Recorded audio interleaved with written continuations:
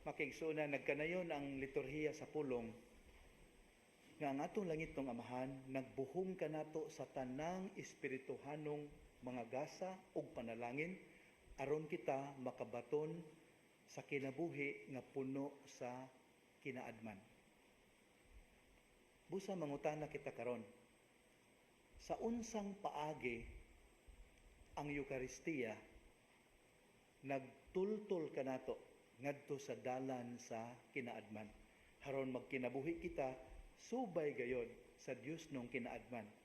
O ang atong kinabuhi nining kalibutana dili matawag nga hinanggaw o kabuang matud pas mga pagbasa. Giunsa sa Eucharistia pagbuhat sa maong pangandoy sa Amahan. Makaigsunan nakadungog na tingita sa panultihon. You are what you eat. Kadungog naman ana, dili ba? O siya pasabot na ini. Ang pasabot na ini mao.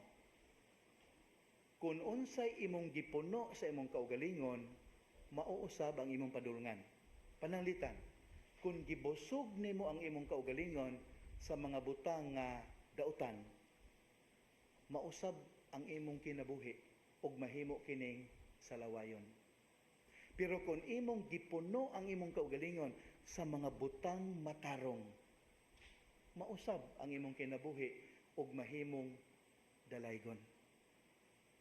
Basahan ninyo palihog Galatians chapter 6 verses 7 to 9.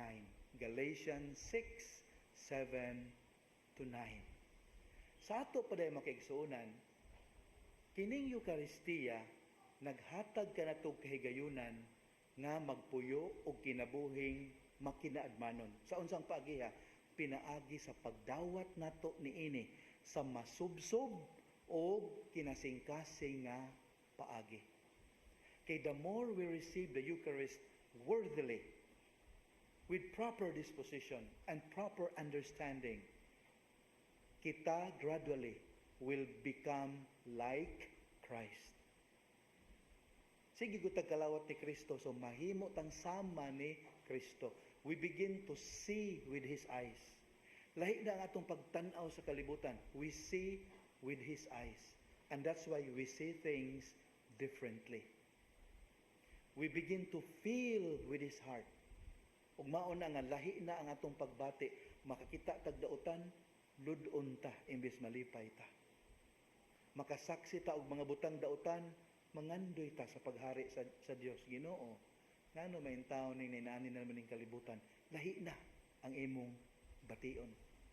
We begin to work with His hands, walk with His feet, and speak with His mouth. Maunay mahitabo nato kung tinarong ang atong pagdawat sa Eucharistia. And the moment we become like Christ, we become obedient to the commandments of God, and we live according to the wisdom of God. Mao ni purpose di ay sa Eucharistia, haron mas mahimo tang sama ni Kristo.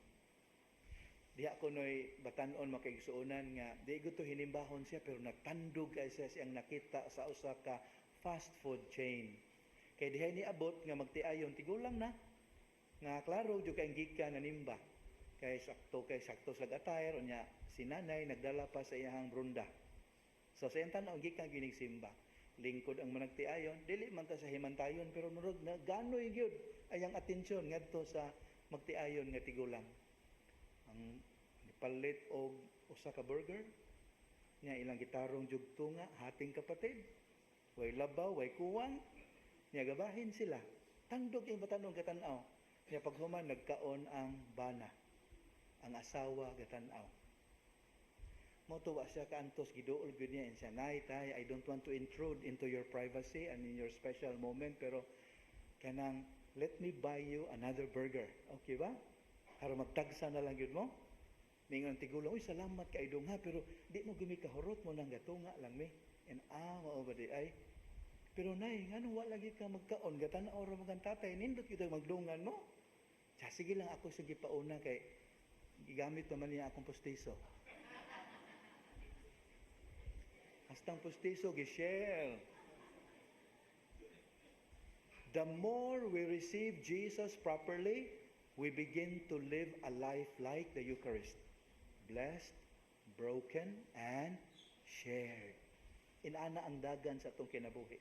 Tinuod na mga butang nga dili pwede i-share, ha? Kapika sa kinabuhi, di na pwede i-share. Sekreto, di na pwede i-share. Ha? Pero ang butang nga maayo, ipaambit yun haron makadasig sa uban. Mauni padulngan nato ko magsigitag kalawat sa paagi nga angayan. Sa ato pa, this begs the question, Father, ngano lagi nga daghan man nga magsigig kalawat, unya wa man mausab ang kinabuhi. Sakto nga pangutana. Posible kayo nga makaigsuonan nga naay depekto sa ilang pagsabot o pagpangandam sa pagdawat sa Eucharistia. Kay kung tinarong lang yun, kinasing-kasing, magmabungahon yun ang Eucharistia sa itong kinabuhi, bag-uhon yun ta.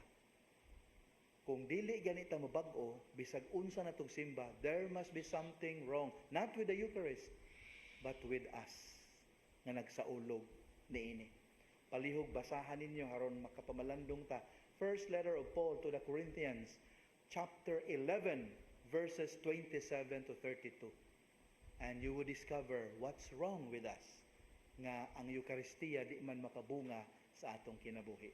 Few moments from now, we will receive the Eucharist nga gipamalandungan sa simbahan for 3 weeks na. Wa mo kabantay?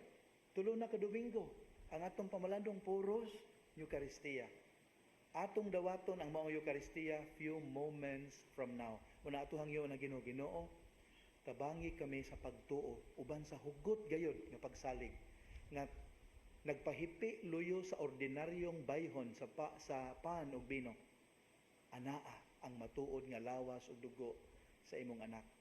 Ginoo, dasiga kami. Ilabi na kadtong wala gayud mo tuo niining sagrado nga sakramento sa altar.